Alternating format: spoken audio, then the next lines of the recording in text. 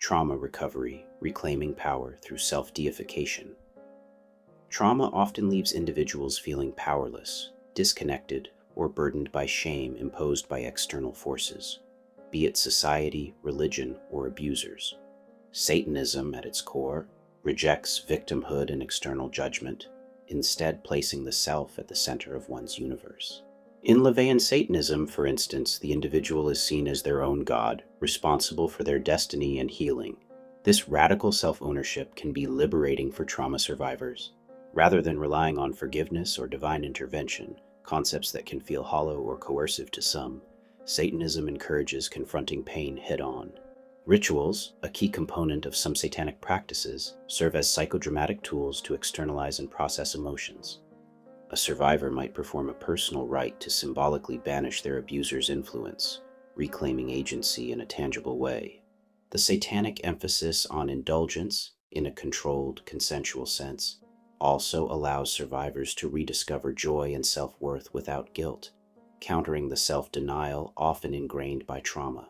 Moreover, Satanism's rejection of unearned authority, such as dogmatic religious or societal norms, can help individuals shed the internalized blame that trauma often fosters. By questioning narratives that label them as broken or sinful, survivors can rewrite their story on their terms. Overcoming drug addiction, discipline and accountability to the self. Drug addiction is a battle of control, where external dependencies override personal will. Satanism's focus on self-mastery and rational indulgence offers a unique lens for recovery. Unlike traditional recovery models that might lean on surrendering to a higher power, e.g., Alcoholics Anonymous 12-step program, Satanism insists that the individual holds the power to change their life, no deity required. This philosophy aligns with a harm reduction or self-directed recovery approach. The Satanic Principle of Responsibility to the Responsible, from the Satanic Bible by Anton LaVey, underscores that you alone are accountable for your actions and their consequences. For someone struggling with addiction, this can translate into a commitment to prioritize their well-being over fleeting highs, viewing sobriety or moderation as an act of strength rather than submission. Satanic communities, like those affiliated with the Satanic Temple, often foster a sense of belonging without dogma. This can mirror the support structure of a self-help group, providing camaraderie and understanding without judgment. Members might share practical strategies, grounded in reason and science, as Satanism often champions, such as cognitive behavioral techniques or mindfulness, tailored to the individual's needs. The absence of moralizing rhetoric about addiction as a sin can also reduce shame, a common barrier to recovery. Interpersonal understanding, empathy through individualism. At first glance, Satanism's focus on the self might seem at odds with fostering interpersonal connections. However, its principles can enhance relationships by promoting authenticity and mutual respect. Satanism rejects hypocrisy and encourages adherents to embrace their true nature, which can lead to more honest interactions. For someone seeking to improve their understanding of others, this authenticity becomes a foundation for genuine empathy.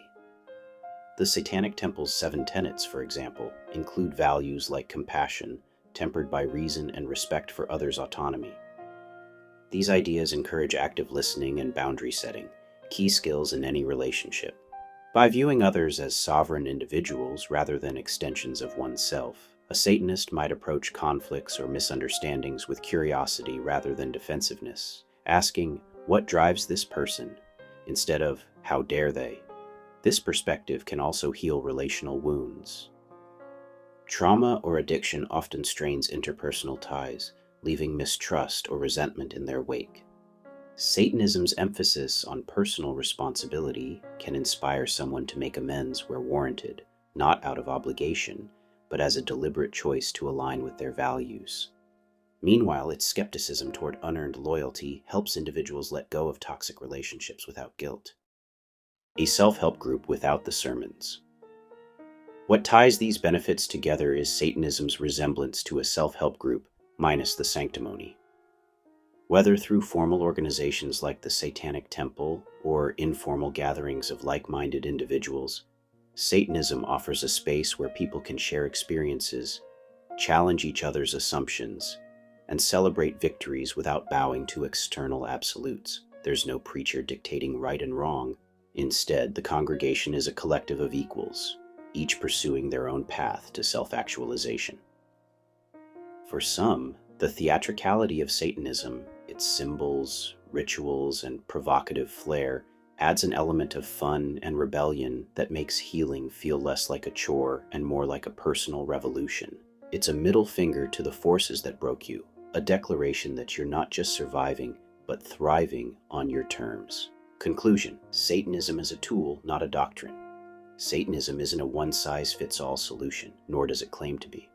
Its strength lies in its adaptability, offering a framework that individuals can mold to their needs. For trauma recovery, it provides empowerment and catharsis. For drug addiction, it instills discipline and accountability. For interpersonal understanding, it cultivates authenticity and respect. Like any self-help system, its effectiveness depends on the user's commitment and context. If traditional recovery paths feel stifling or misaligned, Satanism might offer a refreshing alternative.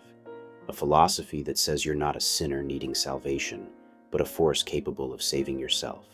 In a world quick to judge, that's a radical and potentially transformative message by Scott Young, aka Sinfamous Gamer.